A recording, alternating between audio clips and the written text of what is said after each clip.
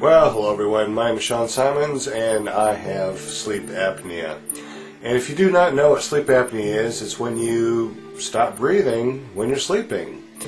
I was tested last year at an actual sleep study.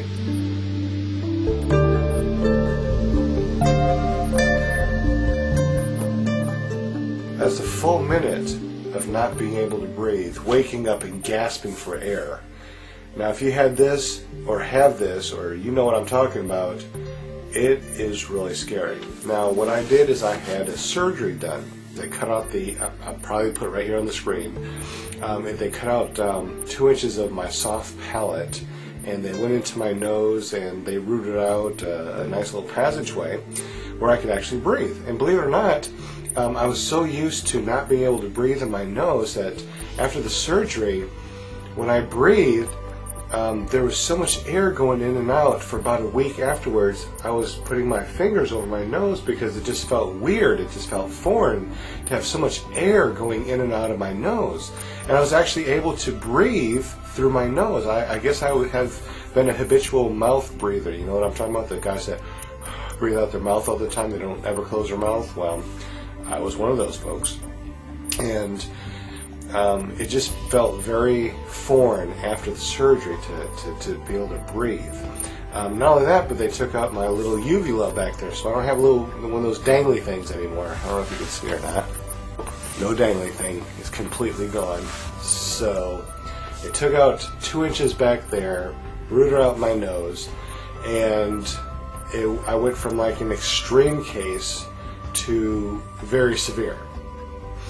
And I can breathe fine, and to me I can sleep fine, but they say that I'm still severe. And I tell you what, the amount of air coming in my nose and into my lungs is just tremendous. And this is still not normal?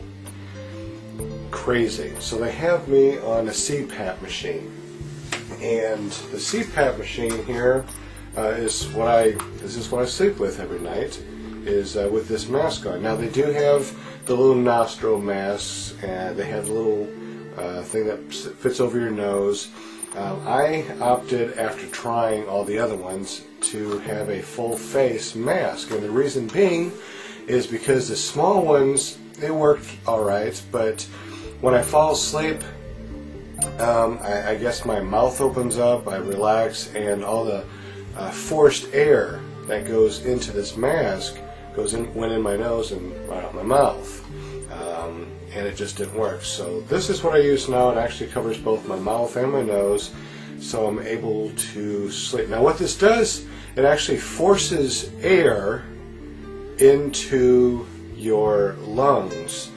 The science behind this is if you have air force going into your lungs, you'll actually be able to breathe in, and it really does work. And the difference from wearing this and not wearing it is crazy. I mean, it just feels like when I don't wear this, it feels like there's an elephant on my chest. When I wear this with the force of air going in, it actually feels like, I don't even know how to explain it. I suppose it makes me feel normal. And if you can breathe normal in your nose, and you have no problems with sleep apnea, and you sleep fine, this probably makes no sense whatever. But if you're overweight like I am, and even though I don't look overweight, the doctors say I'm overweight, crazy, I need to actually lose 35 pounds. I need to be under 200 pounds, and I'm 6'2". And the doctors say I have to be like 195. And I weigh 230, 235, right around there. So, yeah, apparently I'm overweight. I guess I carry it well. Maybe I don't, because I cannot sleep without this thing. Snoring before the surgery. Loud, apparently. I never heard it. I slept fine. But apparently people that were trying to sleep around me could hear it. So the surgery actually helped with the snoring. I don't snore like a freight train anymore. And this actually helps me sleep through the night. Now, it's really interesting how this thing works. We'll take a look here at the machine. Okay, this thing has a couple of settings here.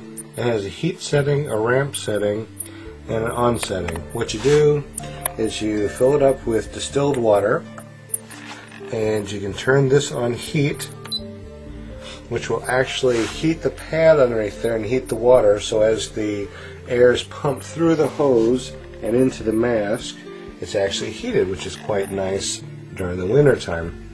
You turn it on,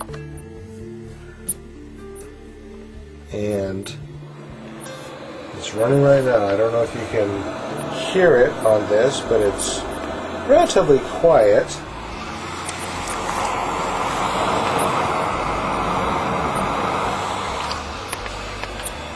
And if that's too high for you, you can actually put it on ramp.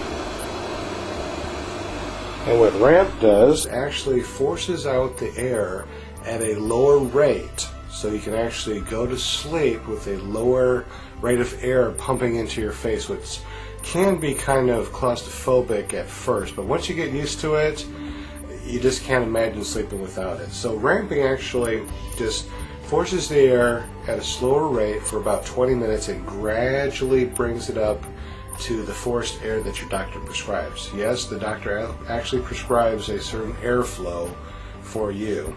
Okay, so what I'll do is I'll put this mask on and show you how I sleep, and show you how fun it is to sleep with a CPAP mask on.